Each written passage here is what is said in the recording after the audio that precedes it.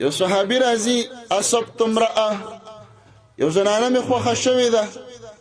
اذا الله رسول نکاح سره وکم کنه غیر انها لا تلد بچی نه راوړي شاید چې مخکې نه کونډه شوې و بچی نه کېدل نبی علیہ الصلوۃ والسلام ورته فرمایي چې نه نکاح سره مه کوه د ده خوښه شوې دویم ځل تپوس کوي بیا دریم ځل تپوس کوي نبی کریم صلی الله علیه وسلم ورته فرمایي تزوجوا الودود الولود فإني مكاثر بكم الأمم شنډه ښځه مه کوه چې بچي نه راوړي مه یې کوه ولې داسې زنانه سره نکاح وکړه چې محبت والی د پیسو والا نه چې د چا ګاډی وویني او هغې پسې پسخېږي د چا بنګلو پسې پسخېږي الولوده چې بچي راوړي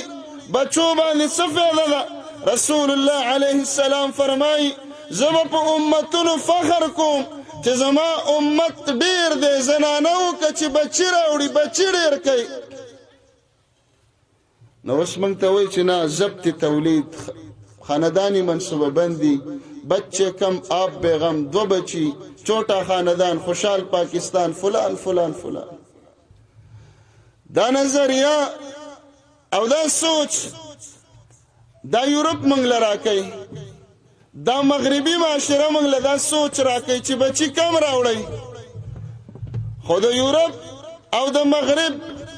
او د دې ملکونو نظام دا دی چې د چا بچی پیدا کیږي نوم یې رجسټر کوي او د بچي په سر د هغه کور ته تنخواه راځي هغوی ورته وایي چې څومره ډېره تنخواه وی او موږ ته وایي چې بچه کم آب بیغم چوټه خاندان فلان او فلان خو ګوره یوازې بچي راوړل نه چې بچي به راوړو او نبی علیہ السلام به فخر کوي رسول الله علیه الصلاة والسلام